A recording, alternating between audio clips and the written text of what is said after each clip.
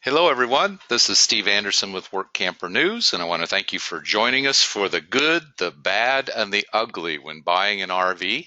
And we are recording this event this evening, and we will be making this available so that you can re-listen as well as share it with a friend. And joining me today is Mr. Terry Cooper, the Texas RV professor. Are you out there, Professor?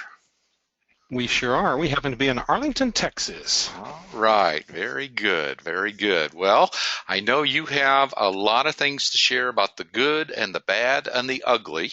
And folks, what we're going to do is we're going to give Mr. Cooper a chance to share a lot of wisdom with you. We are going to be answering questions. We're going to do that after he has gone through the presentation. You have a little box there on your little control panel where you can actually submit a question. And so feel free to go ahead and do that, and we will be fielding those as we get through the presentation. So, Mr. Cooper, I'm going to turn the floor over to you. All right. Thank you, Mr. Anderson. I appreciate this. Well, let's just dive right in. I mean, that's the only way you get into the cold water sometimes, right? Just jumping right in. Let me ask you this question, and this kind of sets the tone of where we're going with this, so you know what we're trying to accomplish here. Have you ever bought something and then after you got it, you just had horrible regrets? Now, there was a time in my life where I was a regional manager for a facilities management company where we'd go in, take care of colleges and schools and hospitals, and so my life was I was always wearing dress shirts, ties, and very expensive suits and very expensive shoes. I bought a pair of shoes one time. I won't even tell you how many hundreds of dollars I spent for them. And I talked myself into them because I really liked the way they looked. They were an exotic leather. Well, it was one of those situations, every time I put them suckers on, they hurt my feet. And I'd come home that afternoon, or every afternoon I'd wear those, and I'd just hobble around like a horse with sore feet. And I would put those things in the closet, and every time I'd look at them, it'd make me mad. And then I'd say, well, you know what? Maybe it was just, maybe my feet were swollen or something. So I'd put them on again. Same results. Well, that is what happens to us if we buy the wrong RV. And so I want to walk you through some things. I'm going to show you some situations, some things I want to give you an opportunity to see, hey, if you do certain things a certain way, you'll eliminate that buying the shoes that hurt your feet or buying that RV that's the wrong one for you, okay? And then I'm going to show you some things that, hey, if you get ahead of the game, it's going to be bad for you because you might buy something you really didn't want. And then I'm going to show you some ugly. Some things that we have already encountered, some things we've already seen. And let me just tell you, we don't have enough time for me to show you all the photos of things that we've encountered as we've done inspections for RVs, okay? But long and short of it, I want you to think about, what are you trying to do here? Have you visualized yourself in your RV experience? I mean, we all kind of go into that little zone when we start thinking about an RV, and I see it every time I go to an RV show. Lady E and I, my wife, we do a lot of RV shows for Redwood Manufacturing, and we just got back from the Tampa RV show, and I saw it in people's eyes. It was amazing, and they could just see they could see themselves living in this unit. It was and you could hear the conversations between the couples, and a lot of times all you have to do is just sit back and let them have that conversation. But if they're not careful, they'll fall into the dream, and they will find some way to talk themselves into buying a unit that may or may not necessarily be the one for them. So here's some things I want you to ponder. I want you to think about, what is your lifestyle? Now, I know you say, well, I already know this. Okay, what if we have one or two folks that are online with us that are saying, well, I had never really quite thought about, what am I going to do with this thing? We have a lot of folks that come to us. I know with the rendezvous that Work Camper News does and some of the seminars that we do at RV shows, people come to us and say, I've got 2 more years before I can retire, or I want to get off the road. I can take my job and I can do it on the road. And so they begin to start, you can see that the process is going, the wheels are turning, so they're thinking about what they want to do. But you've got to put yourself in one of the 3 categories, because this is typically how we lump ourselves in this RV lifestyle. We're either going to be casual people, And quite honestly, this is where a majority of the RV owners are. They purchased an RV, they go out and take little mini vacations or long weekends, and this is how they live it. And this is where they typically have children with them. And so they're living this experience, and many times it's a pressure relief valve for them and the jobs that they have, because many of them tell me, they hate their job, but they've got to stay there because the money's good. You know the story. We've all had that kind of situation. And then I meet folks that are saying, well, I'm at a point in my life to where I'm maybe in between jobs, or maybe I've already retired, or maybe my family we're doing this thing part-time. And basically by part-time, I mean you maybe still have the brick and stick house, or the little McMansion, if we want to call it that, but you still want to travel. And I see a lot of that where folks, they get in their RV and they're gone for 30 days, 90 days, but they always come back.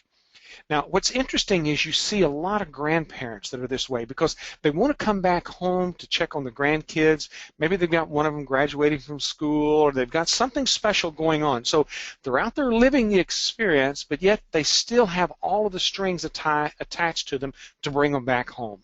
And so those are your part-timers. Nothing wrong with it. Their lifestyle's a little different than the casual. Their needs are a little different. And then we have the full-timers. Now, what has happened in the last few years is that we have destroyed the demographics that the RV industry had at one time.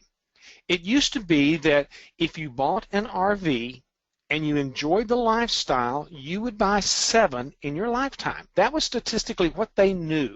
And what would happen is people would buy usually a pop-up camp trailer, or maybe what we call a tow behind, maybe a travel trailer or something, or maybe a small motorhome. And then as things progressed, they would buy a larger unit and move on up the line. And then as they got a little older, maybe decided they wanted to start scaling back a little bit, we typically would see them coming back down the line. So maybe not as big a motorhome, maybe a smaller motorhome and that sort of thing. But we're seeing now with all these baby boomers that are hitting the streets, they are coming into this industry and they are leapfrogging directly into units that many folks wouldn't buy until they'd been in the experience for a while. And so what we find is that many of us, and I'll have to say Lady E and I were those people, and that's how I recognize it, is that many of us see it, we did our homework and said, okay, if I do this, this, and this, then we can pull the trigger. And so if you do your homework, if you do your due diligence on the units that you buy, get yourself prepared, educate yourself, then this transition is not difficult at all. Now, yeah, you're going to hit the terror barrier. You're going to hit, one of these days, you're going to wake up in the middle of the night, or it's going to hit you, and you're going to say, this is really going to happen. We've just sold our house. We've sold all furniture. We've put things in storage. It's now or never. And we call that the terror barrier. Now, that's something that Mr. Anderson will talk with you about for those of you that are coming into this experience as dreamers. He has a program that walks you through and shows you that. Now, the reason why I know about it, because he had to get a hold of me and said, Cooper, now, if you're serious about this, here's some things, here's some education you need. And if it had not been for that, I probably would have developed the cold feet and dug my cleats in, because no, I don't think so. Lady E was gung-ho ready to do this because she was already in the RV experience. On the other end, I worked on them, but I wasn't living in it. So, I hit that terror barrier. Now, what we're also seeing is there's a lot of families that are joining this experience. A lot of families. And it's nothing unusual to see 3 or 4 or 5 little fellas traveling around. Mom and dad are homeschooling them. Maybe dad's got some job that he does online. I've seen everything from people doing computer work to where maybe they are traveling nurses or these nurse practitioners. So there's all kinds of opportunities. But here again, you got to do your due diligence before you jump out there to make sure that you are not making the mistakes and buy the wrong unit. So, what is your lifestyle? Are you there to where you're going to travel and see the country? I find it very interesting, and a lot of times in some of the maintenance classes that we do, we'll have people sitting in class and they'll tell us, hey, I'm here to learn about how my unit operates, and so that's what we help them do. And then they say, but I'm going to find me a job, but I'm not quite ready yet. And so what they do is they go on the road, and typically it lasts about a year, year and a half, and they travel, they see things, and then all of a sudden they come back to us and said, okay, I'm ready now to do this work camper experience. I'm ready now to have that job. We've been out and played. I've seen things. We want to go back and see some other places, but we want to do it a little bit differently. We're seeing more and more people that are running a business online, running it from their coach. And that's one of the courses that Anderson's doing with Work Camper News, where he shows you how to start a small business and run it on the road. Folks, there's some major tax benefits if you do it right. And so I just want to make you aware there are the things. This is a good lifestyle, but you need to know what you're going into before you get there. So you have to ask yourself, and now guys, don't laugh at me when I ask them these questions, because I ask this exact same question at a lot of the RV shows, and you would be surprised. People give you that deer in the headlight look, and they say, well, I never quite thought of it like that. And you're thinking, how did you not know how many bathrooms you needed? Because a lot of people think, well, I'll just go and stay at a campground, and I'll just go over and use the bathhouse and use their restrooms. Well, that's a great thing maybe on the weekends, but that gets a little old when you're living inside this rig and you're traveling from point A to point B. And so pop-up campers and those smaller units may not be what you're looking for. And then there comes the question about this air conditioning thing. There are so many units that are being built that only have one air conditioner, and they don't have the electrical capacity to add a second one. Well, that kind of limits to where you can go. I mean, I can't imagine where you'd want to be in Arizona and some places of Texas and some of the southern states in the summertime unless you've got more than one air conditioner. So this becomes a critical thing as you think about it and say, okay, what is it we're going to need? Now, if you're running a business, obviously you're going to need a workspace. And let me just tell you, when you look at these RVs, when they're sitting there on the display, whether it's a new one or a used one, when you walk into it, it typically doesn't have people's stuff in it. They don't have the coffee pot on the counter. They don't have this. They don't have, and so you feel like you've got so much more room until you start bringing your stuff in there, and then all of a sudden you realize, you know what? Where am I going to work? Where am I going to put storage? And so we're going to talk a little bit about that as well. Now, you need to also ask yourself, do you need a washer and dryer? Do you need a dishwasher? And you say, well, no, why? Well, there are some folks that say, hey, I don't have any problem going down to the laundromat, but let me just tell you a situation that happened in our life.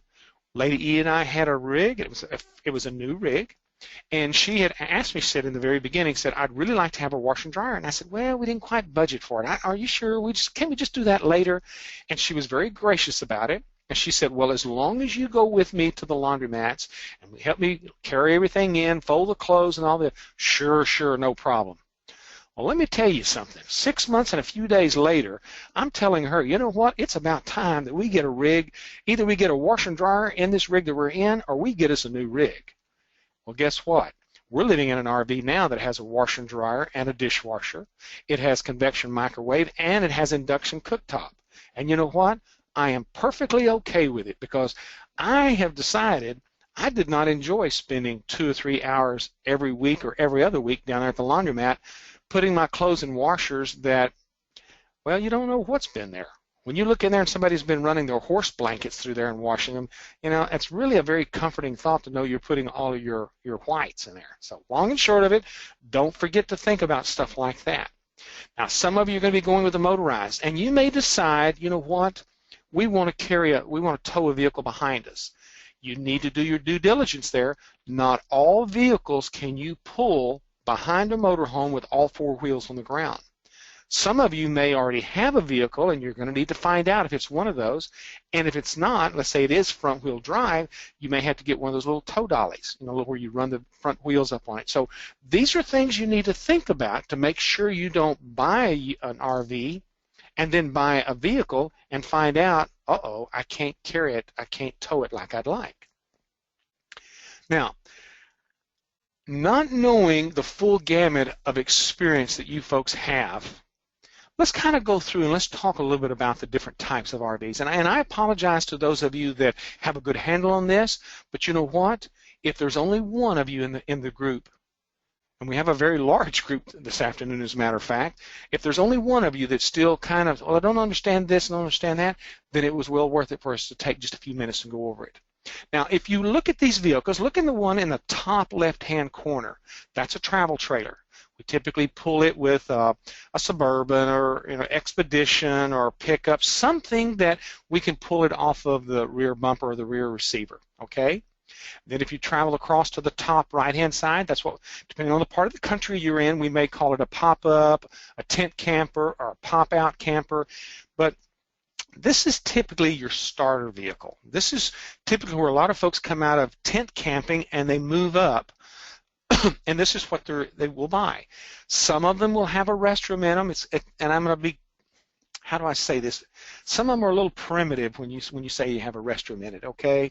And so typically folks that have a pop-up are going to end up going to the bathhouse or the restrooms there at the facilities, or go out there and visit the bears in the woods, okay? Then in the center, we're going to have what we call the fifth wheel. And you notice how the hitch setup is. And it's the kingpin, just like you'd see on a semi-truck, that round pin that couples up to a hitch in the bed of the pickup, okay? Then the third row on the left-hand side, this is what we call a Class A. Now, there's different types of Class A's depending upon where the engine's located and what it's doing, and we're going to look at that a little bit more because there's some critical things I want to point out to those of you that want to go to the motorhome experience. Nothing wrong with it, but here again, be aware of it, okay? On the far right-hand side, next to the bottom row, that's what we call a Class C. Now, just think of this, it was a truck, and somebody went in there and whacked it off behind the driver's seat, so it's basically a cab with a chassis. And then they come in there and they build the box on the chassis. And this gave them more room than what we classify as, I'm sure a lot of you folks have seen the slide-in campers that are in the back of the pickups. You see a lot of those more up north in a lot of the mountain areas because of some of the logging trails that these people travel on.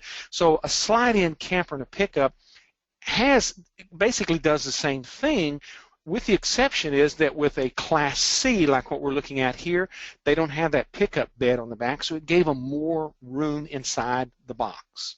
More room, okay? Typically a small family, a single person will buy and utilize a Class C.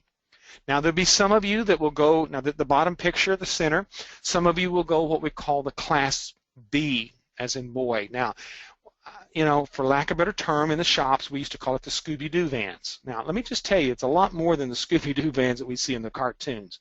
Or those of us, and we're dating ourselves, remember the old Good Time van? Every boy in high school wanted one of those so they could take their date out on it, right? Now, let me just tell you, I had a father that said, no way, Jose. So long and short of it, I never got my Good Time van. But here again, all it is a van that has been tricked out. And it's amazing what they really shoehorn into this thing. You'll have the refrigerator, the cook stove, furnace, air conditioner. I mean, they can pack a lot in this thing, but it just means that it's kind of limited as how many people you can take with you because of space being pressed as it is. Okay, so these are the most common types that you will see. Now, the motorized, and so typically, what happens is people say, "I have an RV." Now, we have to understand when we say that term, an RV, it's like saying a human being. Now, in a human being, in our vernacular, we have male and female. In the RVs, we have motorized and towable. So, I had an older fellow was talking to me in one of the parks the other day, and he said, my RV, and he's talking about his motorized, and he said, now, your camper. And I thought, don't even correct. It's just okay. But basically, we were both talking about RVs. Now, in his mind, motorized is an RV, and towables were campers as far as he was concerned. But that's old school. But as you can see what a Class A looks like, this happens to be a Class A with a diesel engine in the back. It's what they call a diesel pusher. Now, they also have those that have a gasoline engine in them. Here's your Class C. See it right here where they've chopped it off behind the driver's seat and the passenger seat, and they have built the box directly behind that unit. I mean, very efficient way to get around, but like you say, it doesn't have quite the room that you're going to have in a Class A. And then we've got the Class B. Now, here again, you can see what they've done is they have raised the roof line. They have really shoehorned things into this thing. And there's some very nice units out there. Companies like Road Trek and some of the others make an outstanding unit that, you can put a lot of miles on those things because it's really a van with a truck engine in it and truck transmission. So it's got a lot of bells and whistles in it. Now, here's some things that you need to be aware of. Now, this is one of those things to where if you don't do your due diligence, you'll be doing some bad things to yourself. And let's just call it for what it is. The gasoline engine in these Class A's are going to be a little less expensive. Now, there's lower maintenance costs because it's a little bit more of a good heavy pickup engine in it. But it's made more for driving on the flatland. Now, yes, you can drive in the mountains, but you have to understand if you're towing something behind you, this gasoline engine is not going to have quite the torque that the diesel is going to have. Now, one other thing, and this is critical that you remember this one, because if you're looking at buying the gasoline-powered units, you need to understand banks, lending institutions, and insurance companies consider a gas-powered RV, whether it be a Class A or a Class C. They classify those when they get about 75 to 80,000 miles on the odometer. They classify that unit as having high mileage. And the reason why they say that is that they say because once that chassis had that box put on it, it has hauled that chassis, has hauled that box its whole life. And so it has been heavily loaded as it was moving. So just remember, if you're out here looking at used units and you say, oh man, this thing doesn't have 100,000 miles on it, please understand that's classified as a high mileage engine and you may or may not be able to get it financed. And just remember that when you're out there looking at it. Now, I will tell you that one of the things that's critical with these gasoline engines is the transmission that many times are used. Because what happens is if you go into a lot of mountains, that transmission's having to shift back and forth, lower gear, higher gear, to try to keep the speed up. We see a lot of times when we do our inspections, when we pull a fluid analysis on that transmission and send it in for them to tell us what's going on, we see just a little bit more, how shall I say, negative ratings on those transmissions than what we would ever see in a big old Class A diesel. It's because the Class A diesel's got a different type transmission in it. So just keep this in mind that when you get ready to buy a Class A or a Class C, and if it's used, you really, really need to get some oil samples on the engine and the transmission on this so that way you really know what's going on inside that engine or inside that transmission. Because you would be surprised some of the reports that I see what's going on. And for instance, in 2015, I was looking at the inspections that have been done on vehicles during the year of 2015. Over 42% of the engines of the motorized vehicles, over 42% of them come back with oil issues telling us there was something going on inside that engine. Now, it may be something as minor as maybe the engine hadn't been really run, so it had a lot of carbon in it, or maybe the fuel injectors were hanging up and so they were spraying a little bit too much fuel in there and diluting the oil. But folks, I'm here to tell you, we had many of them that the reports come back severe, telling us that we had metal shavings floating around in that oil or that transmission fluid, telling us that maybe we had bearings that are going bad or pistons that were scraping the walls and raking off material. And so they can tell by the metal is floating around in that oil or that coolant or that transmission fluid, they can tell you what's going on with it. So just remember when you're looking at used units, you need to know this, that this is one more thing of doing your due diligence. Don't fall in love with the curtains and say, oh, I just love this thing, because it's not going to look very pretty when you're sitting on the side of the highway broke down, okay? Now, I know I'm painting a bad picture, and I apologize if I seem to be a little negative with this. Don't mean to be, but I'm a master certified tech. I've worked in enough shops, I've seen enough situations to where it's kind of like, you know, if they had only done this and this, they wouldn't be here right now. And so this is one of the things I want to make sure that before you buy that you do your due diligence. After you buy that you know how to do your maintenance. Whether you do it yourself or you pay somebody else. It's very, very important that you take care of your home on wheels. Now, the motorized ones. Yep, you're going to pay a little bit more for them. Going to have a little bit higher maintenance cost. I mean, oil changes and things like that because you're using a little bit different type of oil. But look at the mileage. They don't even begin to classify some of these vehicles as having high mileage until they get 500,000 miles or more. Typically, what we see on a lot of these big diesel pusher motorhomes is that they have more age on them than they do miles. It's because maybe people just haven't really taken it out and used it, and therefore they have higher resale value. So this is something to keep in mind when you're out there looking at these units, okay? So just bear this in mind, gasoline versus diesel. Now looking at the towables, and these are the most common categories. We know about the pop-up camper. If you haven't spent much time in a pop-up, you can't appreciate how hot it can get in there if that poor air conditioner is not there or if it's not working. In the top right-hand picture, this is what we call the travel trailer. If you take all of the RVs that have been sold, let's just say in the last year, because we'll take a block, and if you look at those RVs and begin to start looking at the categories that they came from, if you take all of the motorized, if you take the fifth wheel, which is in the bottom left-hand picture, you take the toy hauler, which is in the bottom right-hand picture, all of the motorized units and everything else, you put them together, the number of them don't even come close to the number of the travel trailers. It's a ratio of about 5 to 1. In other words, they sell 5 times the travel trailer that they do of the others.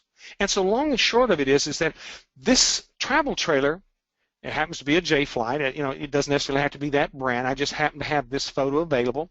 But what the travel trailer is, it's a easy entry unit. It gets people into the experience very easily. You can typically buy these. A family can buy a travel trailer.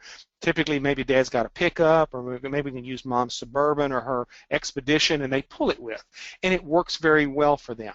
And this is for the casual and some of the part-time users. But if you start looking about going full-time, you will typically see a full-timer is going to go motorized, typically a Class A or Class C, and then they will buy the fifth wheel. And like I was sharing with you earlier, the Boomer has jumped right in there, and what they typically do is they will buy either a Class A or a Class C, or they'll buy the high-end fifth wheel because they want more space, they want more of the creature comforts that they're used to. Okay? Now, the picture on the right-hand side is what we call a toy hauler. Now, they make toy haulers that are built into the back of motorhomes. They make toy haulers that are on the back end of a travel trailer, or they make them in a fifth wheel. Typically, the most popular is in a fifth wheel, and they run 3 axles. And what they're doing is that people will put their stuff in there. Now, this this trailer, this fifth wheel, this toy hauler is the most common, and it has the most broad use across all spectrums, all age groups. You know, those are in their 20s, 30s, 40s, 50s, and then grandma and grandpa. Because what happens is, as this toy hauler moves into those different age brackets, it's used for different things. So let's say like in your 20s and 30s, people are going to be putting their dirt bikes and their, their four-wheelers and maybe their jet skis, put all those things in it. And typically what happens is that couples and the kiddos load in together as a group. And so what they do is they have drop-down beds, and they take their sleeping bags and they push in all the toys that they can. And then when they get to where they're going, they bring the toys out and drop the beds down, and that's where everybody basically have a motel that everybody's staying in. As you get a little older, what happens is people saying, hey, I need a mobile office. So I know a lot of claims adjusters, a lot of RV inspectors, and people that are living on the road, or people maybe even doing flea markets and things like this. They will buy a toy hauler so they can carry their stuff in there and also operate their office in the back. And then as you get into the grandma and grandpa age, here's where we start running the motorcycle trikes or the Harleys, or all the toys that they've accumulated, they'll fit in this toy hauler. So this toy hauler is, like I said, has the broadest use across all of the age groups that we're used to seeing. So keep that in mind when you're out here looking at these things.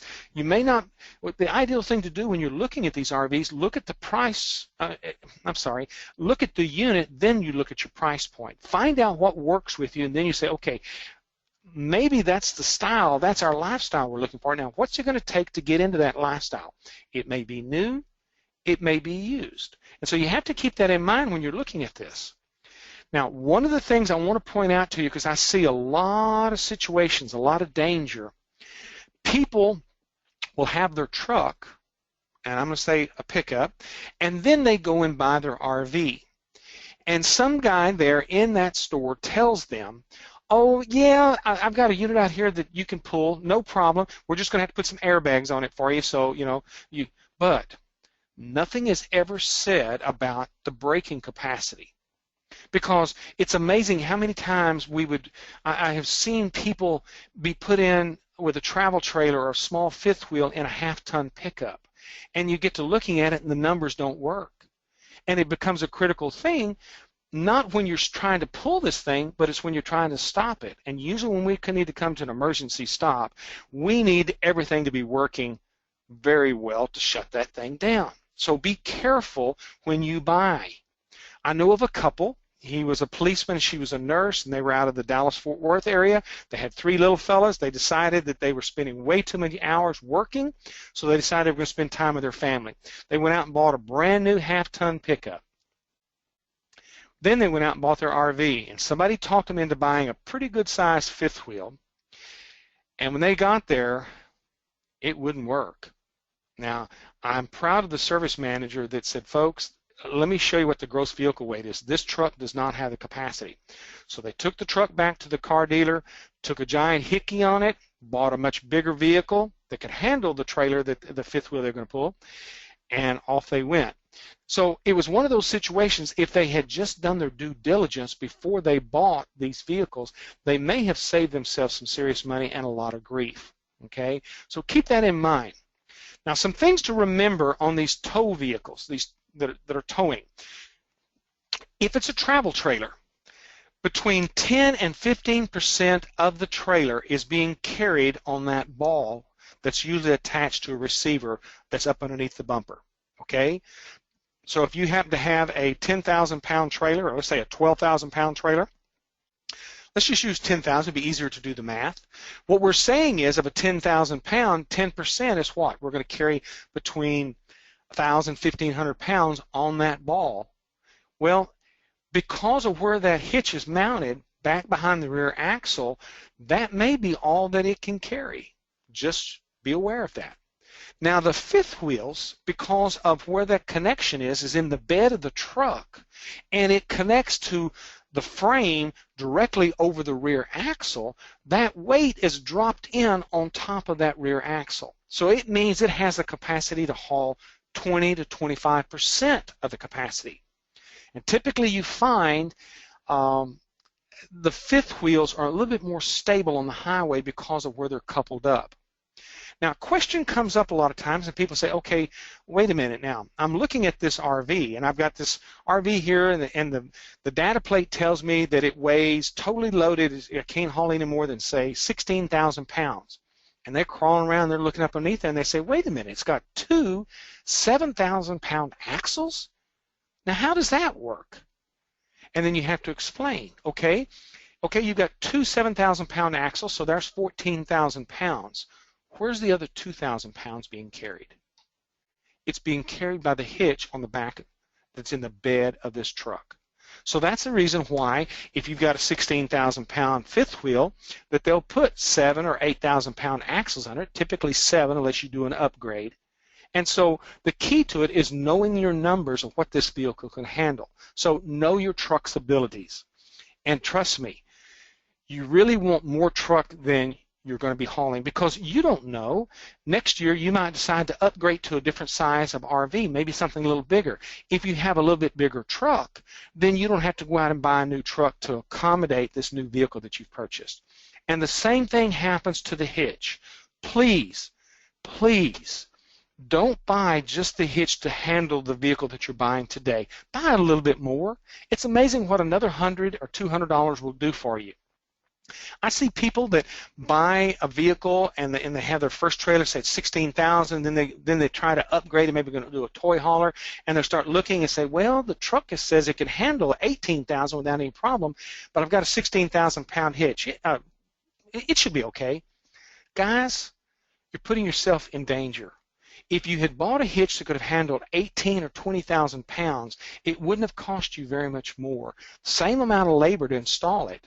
So if you buy a little bit bigger, it's a much better thing for you. Trust me. I see some sad situations of people that end up thinking they're getting a smoking deal on an RV, but by the time they end up adding on all these things, maybe not having the right truck or maybe having the wrong hitch, all of a sudden they're in a deep water position financially. Okay? Now, let's talk a little bit about construction. Some of the questions that have come in, we're raising some questions about how they're made, which one's better for the price points. Folks, they're really, when you look at, and please understand, this can be either motorized or this can be towable. Now, I'm just happen to show you towable. In the top left-hand picture, this is what we call, and the term that we use in the industry is stick and tin. And basically, it's metal-sided units, okay? Stick and tin is really nothing more than you can see the lumber that they're using.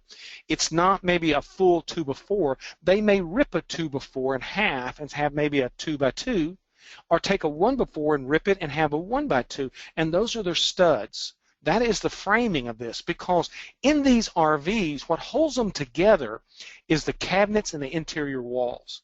So when people say, well, I'm going to go in there and I'm going to redecorate and I'm going to rebuild this thing, I'm going to move this wall back here and there, you've got to be careful, because you may be creating some major impact on some of the structural strength of this unit if you move some interior walls around. And I'm not saying that you can't do it, but it's amazing how many times we don't know what that wall is holding. And that's the reason why a lot of times if you look at some of these RVs, they'll run the cabinets in the back of the RV or in the front of the RV. They'll run it from one side to the other. What they're doing is they're using those cabinets as part of a structure to hold these walls together and hold them tight. Now, the problem that you have with stick and tin is that if water gets in, many times it will begin to deteriorate, begin to rot the lumber, and you don't even know it's there. All of a sudden, you begin to notice wallpaper's discolored, maybe you got soft spots, and so by the time that happens, you've got some major issue you didn't even know you had. And the problem that we run into with insurance companies is that typically is not a covered peril.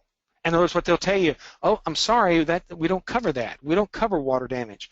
Unless you can show them that there was some sort of damage, like maybe you run underneath a tree and tore the roof and water got in that way.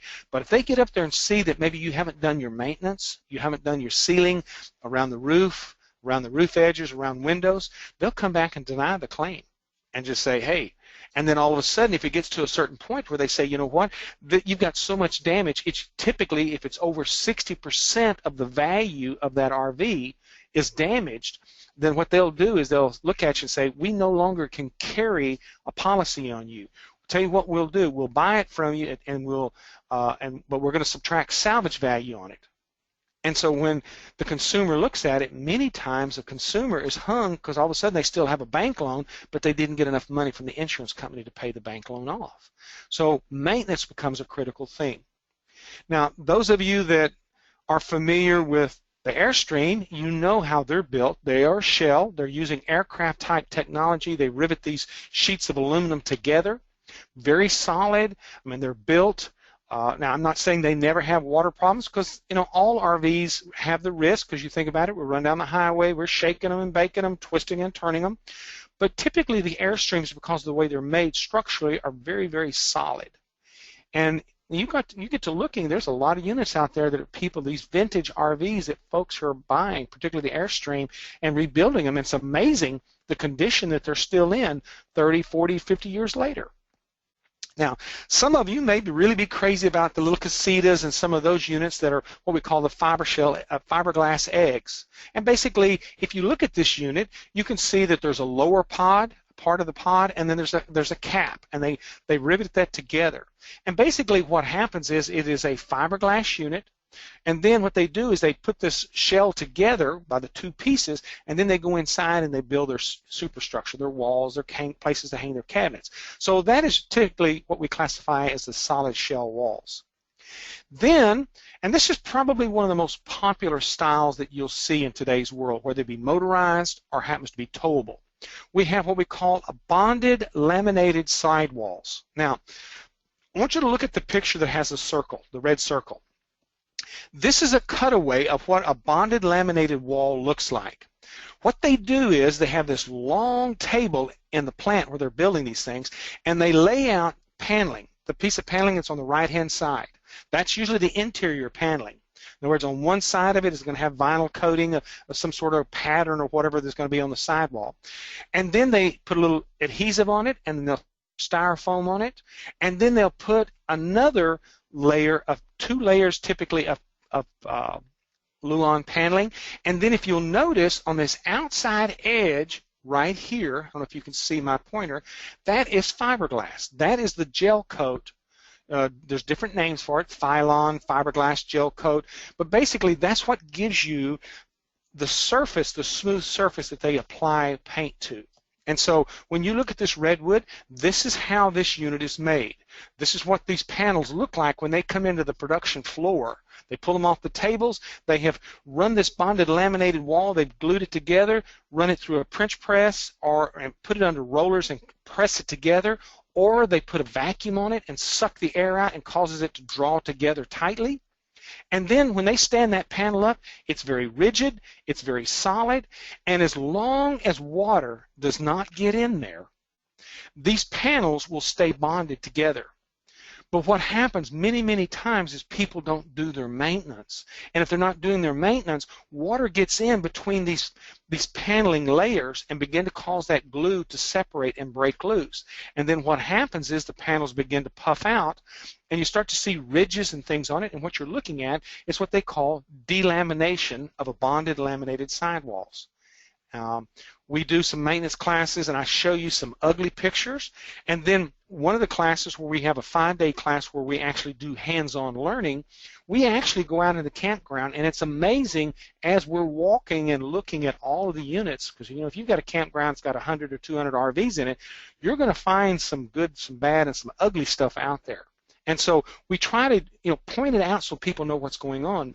But when you see how the panel is made, the bonded laminated wall is made, as long as you can keep the moisture out of it, you can maintain the integrity of that wall and everything stays together. But if you don't, you got an ugly mess on your hands. Now, there's a term that we laugh about in our industry, and it's kind of a standing joke at Work Camper News and Mobile RV Academy, called the purple monkey. Now, purple monkey is one of those situations, we almost say it's like that little voice that sits on your shoulder, and when something begins to start going wrong, we start hearing, this is bad, oh, this is really bad, we're going to miss our appointment, we had tickets for this, and we're broke down, and that is a purple monkey. It's because until you know the facts, you don't really know if you're going to be late. It may be a quick fix and you're on your way. But purple monkeys, the more knowledge that you have, the greater chance you have of thumping him off your shoulder and say, no, I can take care of this and do this, and we're on our way. And so just remember that when you're out there working on something and everybody's in hysteria and you're the calm one of the bunch, just tell them, thump the purple monkey off your shoulder and let's get on with it. You don't have to panic because we can fix this or we can do this with it, okay? Now, I want to walk you through some things dealing with RVs. Now, this is some of the material that I use in some of the training classes that we do with work campers, some of the training that we do with RV inspectors. Also, I do a lot of RV technician training, and I'm going to show you some material that's identical. As a matter of fact, I pull slides from some of the training material so you can see some things that, you may have a handle on. Because I usually tell everybody, by the time we get to adulthood, we have what we call islands of knowledge. We've got a pretty good understanding of this, got a little understanding of that, but all of a sudden, if somebody will come along and give us another tidbit of information, it might tie some of those islands of knowledge together. And when they tie them together, all of a sudden we have those aha moments. And so I want to walk you through some things, and maybe this will give you some aha moments, okay? Now, this is a typical RV electrical system. Please understand, every RV has 3 separate electrical systems. 3 separate electrical systems. One being for the turn signals, brake lights, and that sort of thing. running lights, headlights. Then we have another 12-volt system that runs off of a deep cycle battery that runs the appliances, water pump, some of the LED lighting and that sort of thing. And then we have the 120-volt power. Now, depending on the RV that you purchase, or the RV that you have, you're going to have one of two types of power cords. You're going to have one that could be what we call a 30-amp, 120-volt power cord. An amperage is nothing more than the flow. It's kind of like gallons per minute for water, okay? And just think about voltage as pressure. And these classes, these maintenance classes, we spend a full day going over electrical because it's got to make sense. Then the other power cord that you have is a 50-amp, 240 volts. You say, wait a minute, I thought these RVs were only 120 volts. Well, they are. All is inside are 120 volts, whether it's the refrigerator or some of the lights, the wall outlets. But what happens is on this 50-amp power cord, we have not one, but we have two 120-volt power wires coming into the circuit breaker panel box. And because you have those two separate wires, you now can run multiple air conditioners. You can run the microwave. You can run the heating element, the water heater, and that sort of thing. But if you only have a 30-amp power cord, you're probably only going to be able to operate an air conditioner and probably not run the microwave at the same time. You're going to have to shut something off and change it. So some of the things that we talk about in some of the RV shows is that you need to know what things that you have to have for your lifestyle and what kind of equipment is it going to take to have that lifestyle. And then you make the determination what kind of power cord does your RV need to have. Because if you make the wrong decision and you get the one that has the smaller power cord and you're asking it to do more than you can, you'll be tripping circuit breakers. And folks, that's a bad thing in the middle of the night or when you're just trying to sit down and relax, or maybe it's super duper hot, maybe it's 95 degrees or hotter outside and you're trying to run the air conditioner and your circuit breaker keeps tripping. That's not a good situation. Okay, now what happens is this power cord comes into a circuit breaker panel box. We then bust it out into circuit breakers. Some of those breakers feed the wall outlets and the appliances, and then some of that power goes into what we call the converter. Now a converter is nothing more than a 12-volt battery charger. So what it does is it brings 120 volts in on one side and brings out 12 volts to feed the fuse panel and the battery, because the battery is going to be our piggy bank.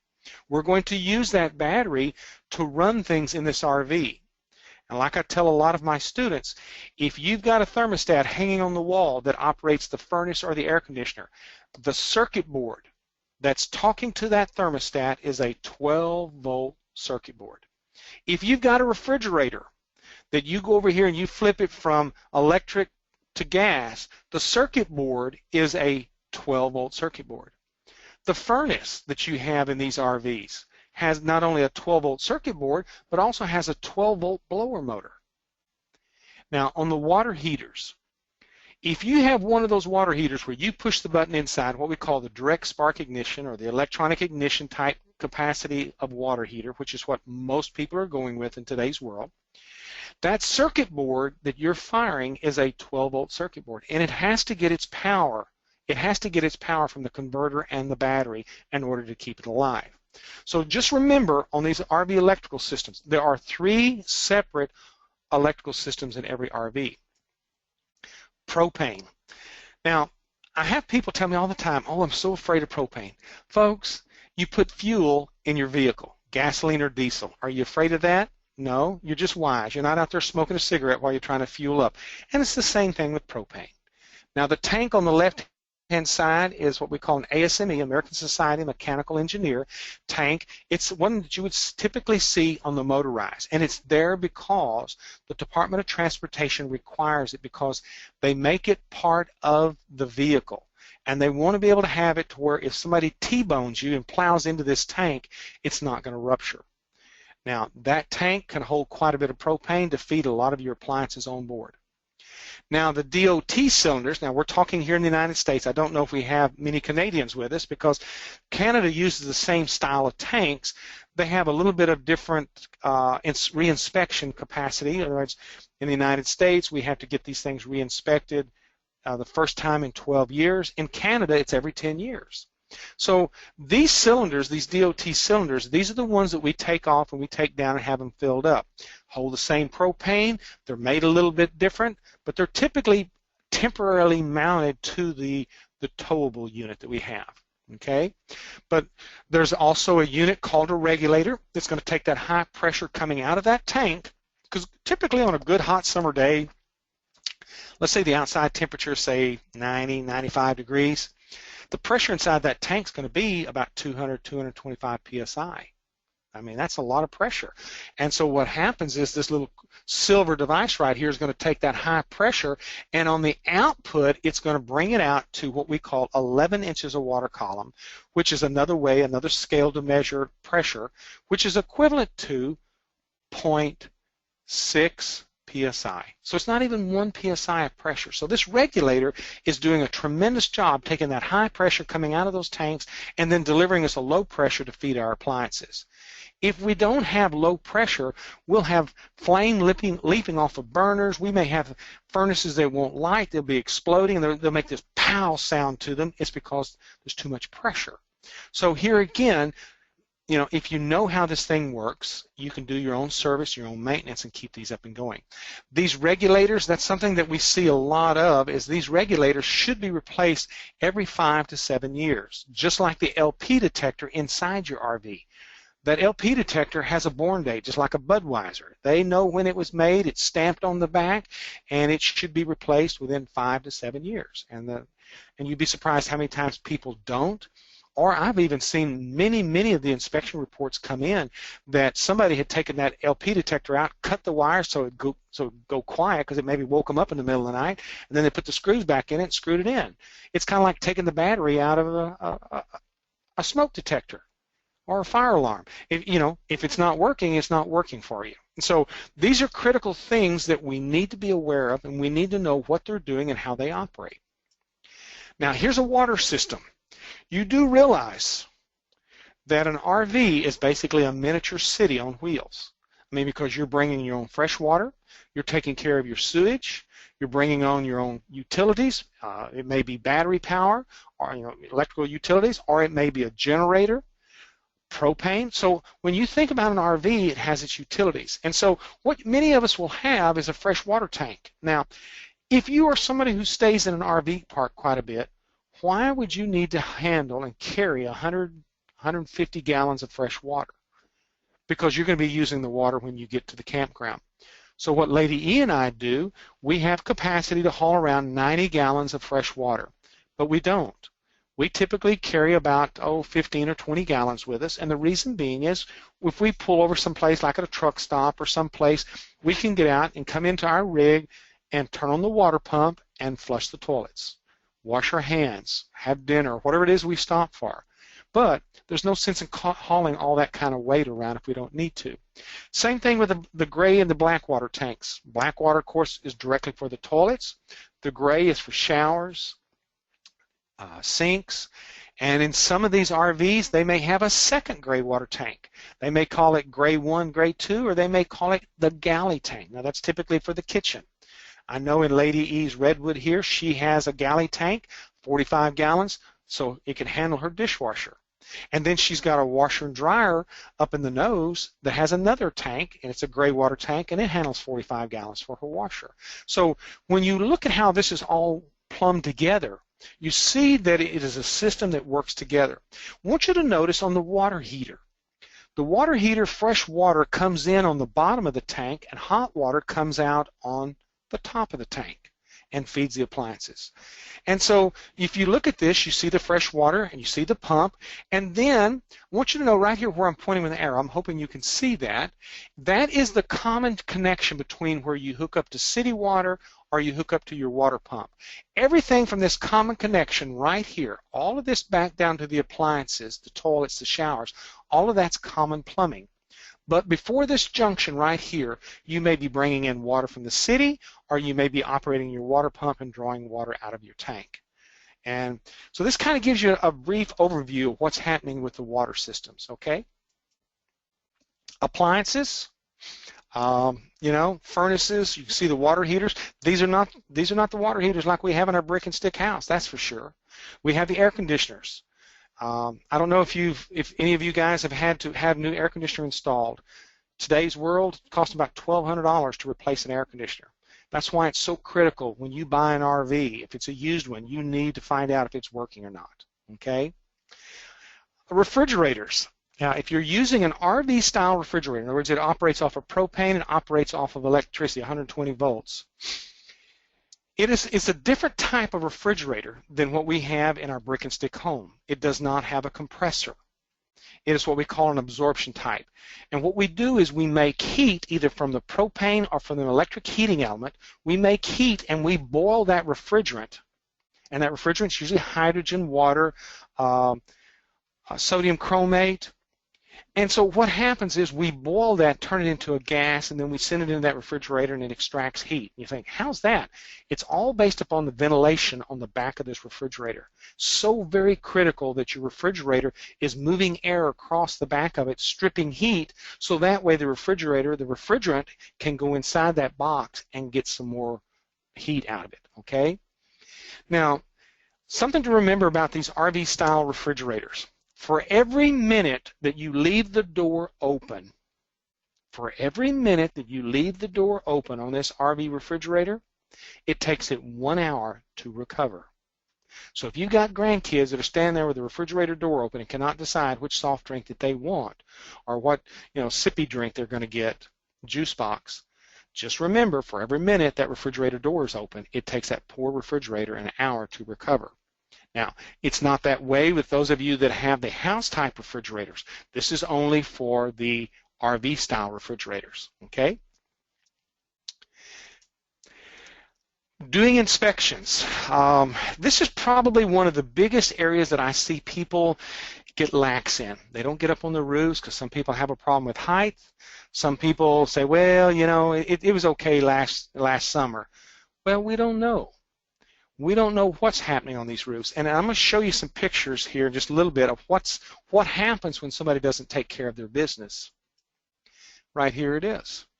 Now, what we've got here is a unit some folks were looking about buying, and they noticed some stains on the wall. Okay? And on the surface you think, well, okay, not too bad. By the way, you've got something on the carpet that needs to be shampooed. Well, after they bought the unit, they got in there, got to scrubbing on it, and noticed the wall was a little soft. And they began to say, okay, what's causing this? Well, here's some photos. Because we had sealant cracks, and it was leaking around the slide out, you can see where it's torn. We have some issues up here. And then also, we had some sealant issue here to where now we have a place for water to come in, because the water rolls off this roof, runs right down that sidewall, and it's looking for a place to go. And it's trying to find, just gravity. Water always seeks a dry source, or dry place. Here you have up on the roof, this is the front cap. Now that front cap probably has more movement than any place on that RV, because that is what's hitting the wind when you're pulling it down the highway, whether it's a motorhome or a towable. So if you're running down the highway, let's say 60, 65 miles an hour, you've got a 60, 65 mile an hour wind hitting the front of that cap, pushing it, moving it. And then if you pass a semi-truck, in other words, he passes you, meets you, and blows on by, and let's say he's doing 70, 75, how much air pressure just bumped up against that front cap? Yeah. So what happens is that front cap, they are notorious for developing cracks in the sealant, and pretty soon you get cracks in there and you have water come in. Well, that's what happened in this situation here.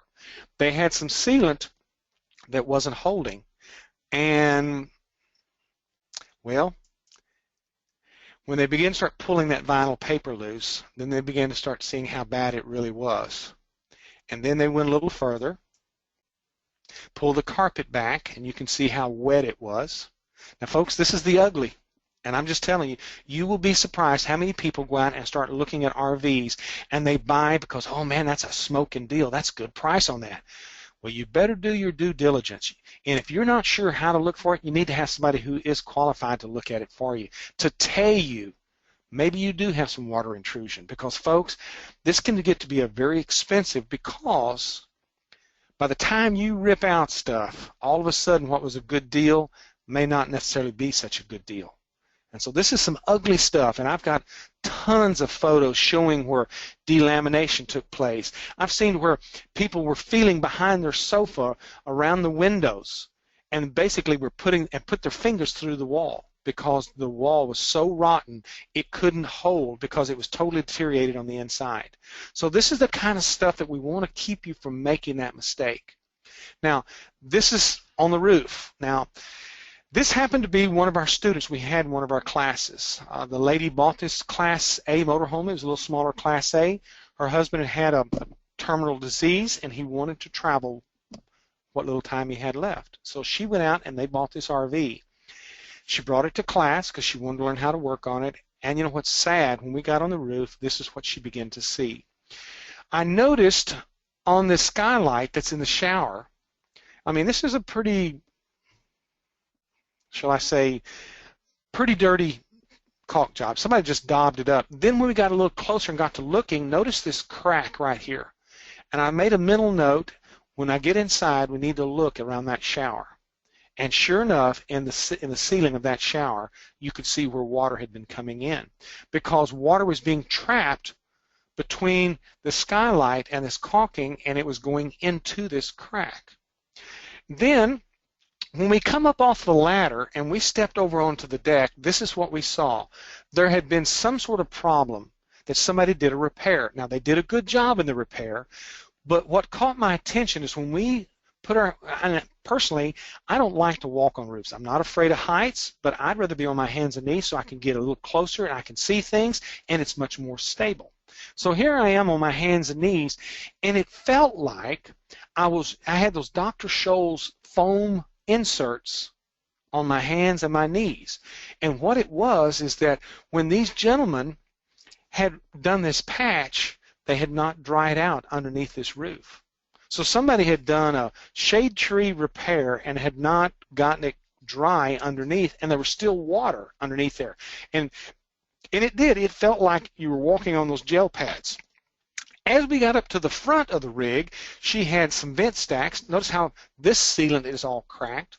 And then she was missing a sewer cap. Now, we know with a rain gauge, when the old folks always talk about, oh, we got 3 inches of rain last night. I went out and poured the water out of my rain gauge.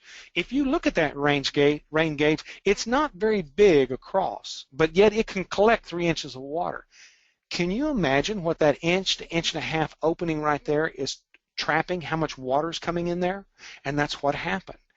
And so she and I were talking about it. She said, what do you think it's going to take? And then I kind of said, well, ballpark to replace this, and you don't know what's underneath and how much decking is going to have to be replaced.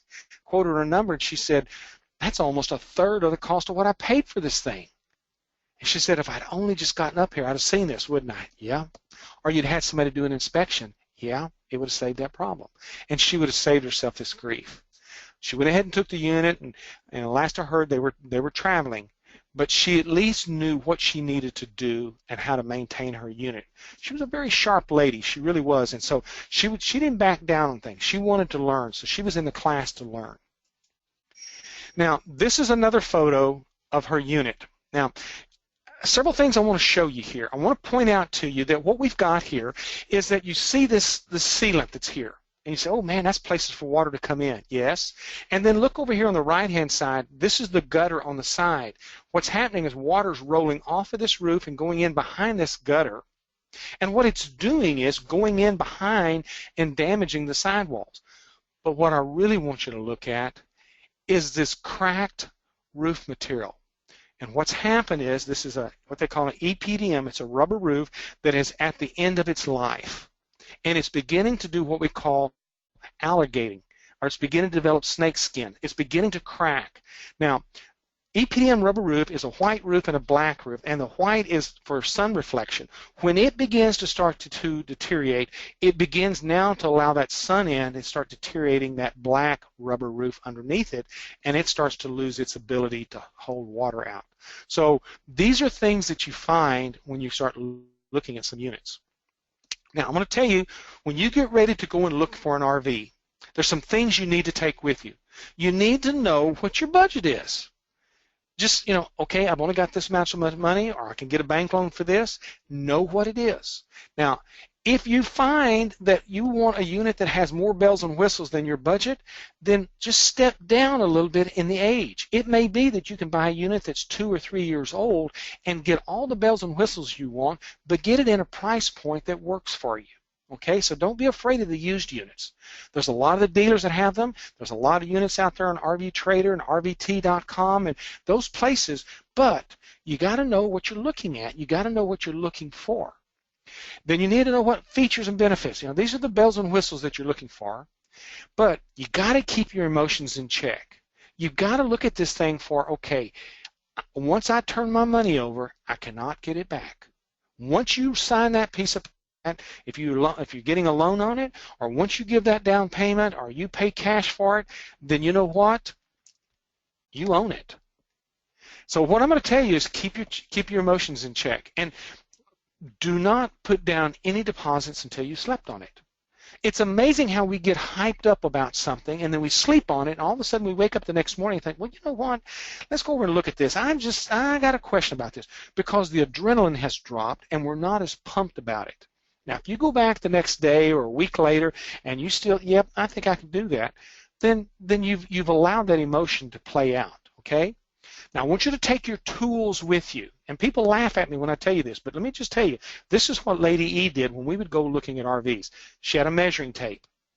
Now, a lot of ladies and folks will put it in their purse or have in a tool bag or whatever and take it with them. But just take your measuring tape, because you're going to want to measure things.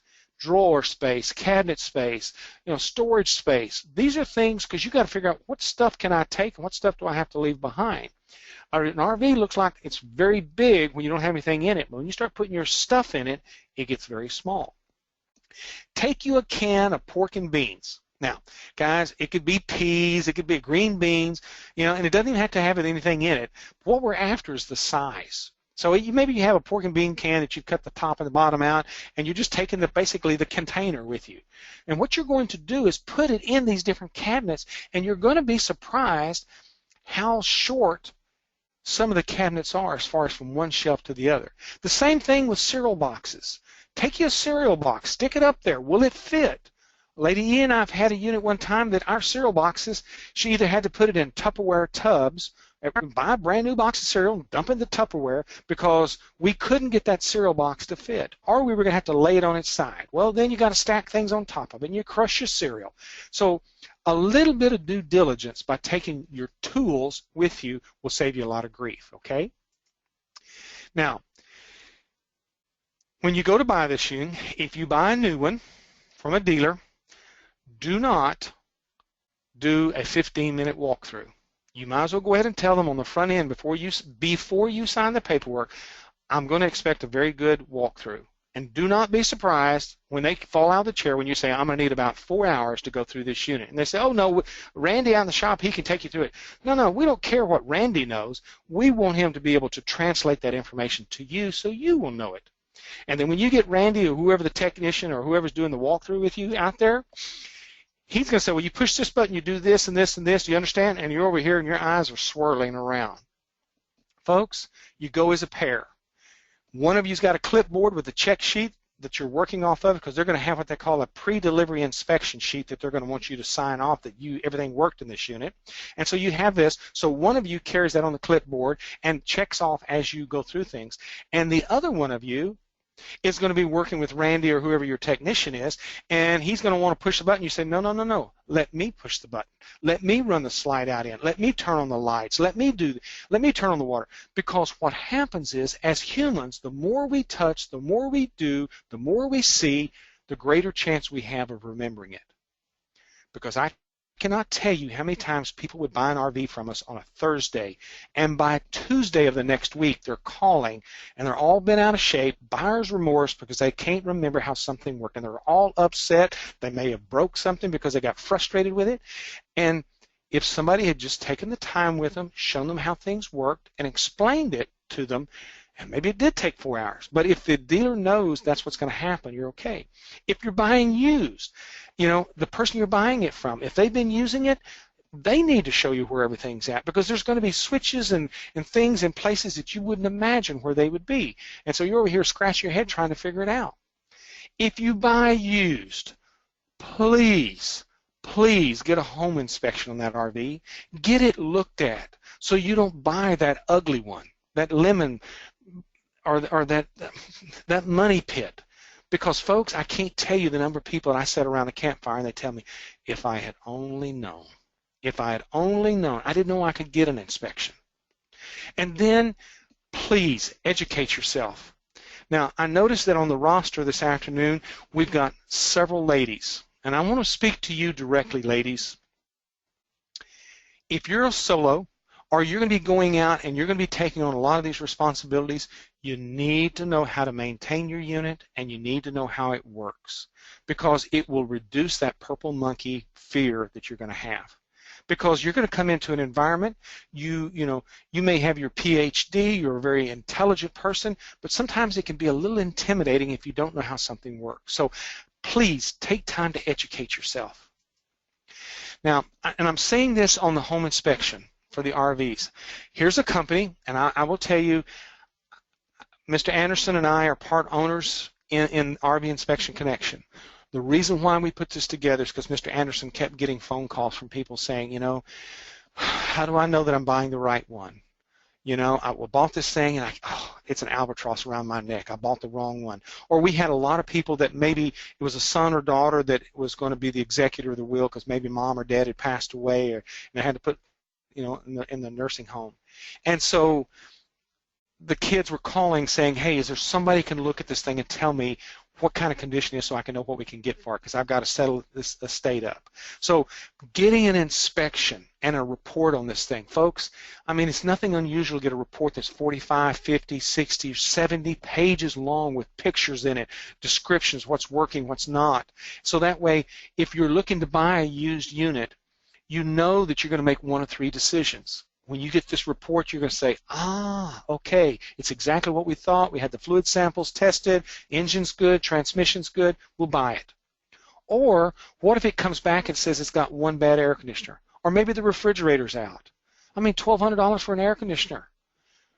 $4,000 for a 4-door RV-style refrigerator, ice maker, and water dispenser out the front door. $4,000. This can be a deal buster real quick, and you need to be able to know what you're working with and what kind of equipment, either get it repaired or get some sort of adjustment in the price, or what we have seen in many situations, people walk away once they see that report.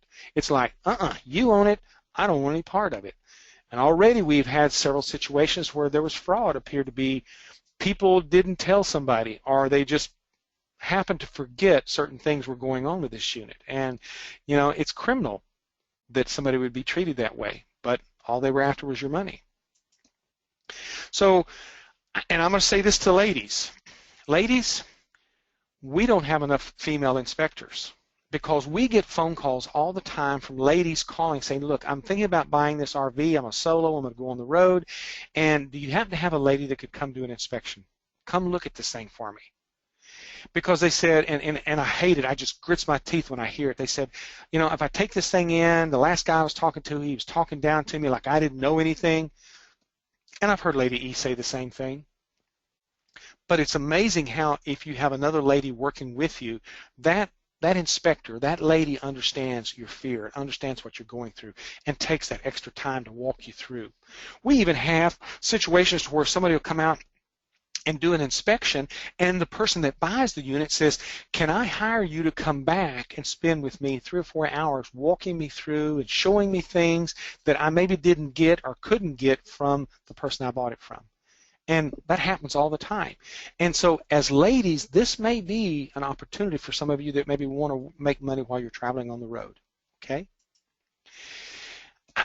Look at the reports.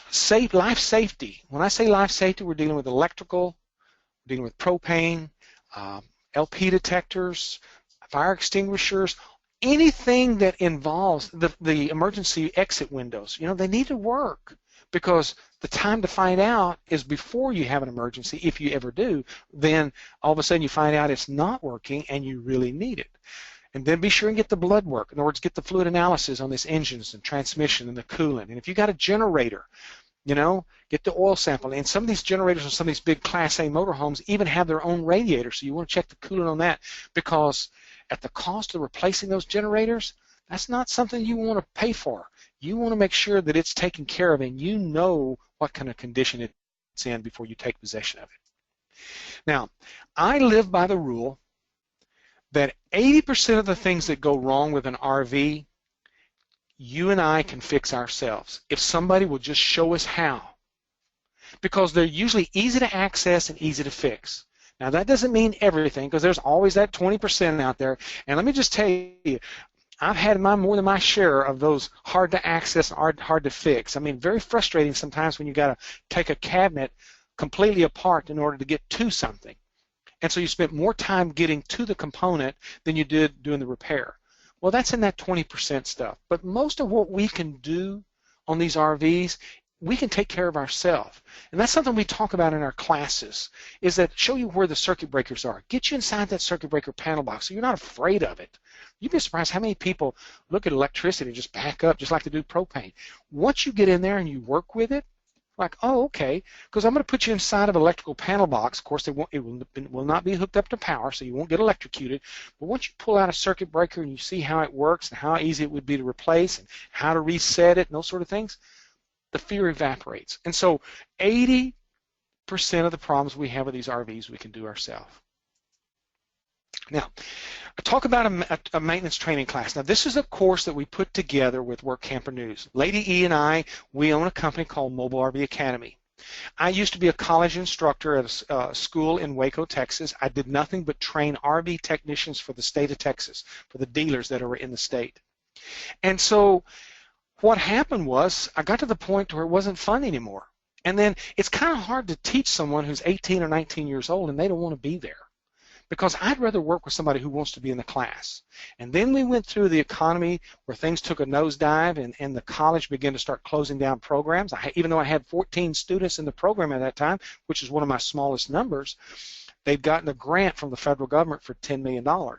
And they said, Cooper, we got to have your building, because they built us a brand new 5,000 square foot building for us to be able to run the RV program through. They said, we need your building for this grant. So we had to close down the program. And I told Aveda, I said, let's travel, let's do this together. And so we put Mobile RV Academy on the road. So one of the programs that we have is what we call the training triad. Now, it's there, and in that classroom, we typically like to hold that classroom down to no more than, and I say 15. Occasionally we'll get up to around 20, but I like to have a smaller group so that way we can spend time together, particularly when we do the hands-on portion. So what happens is that in that class, we'll have people there that maybe don't even own an RV and are looking, and they say, I want to learn about the RV before I go out here and start looking for it. And trust me, when you leave school here after 5 days, you've got so much more knowledge than so many times individuals that are selling these units. And it's amazing. They look at you like, where did you learn that? How do you know that? Well, I went and spent time and got some education. We'll also have in that class RV technicians. A lot of dealerships will send their techs to us, so that way we can get them a good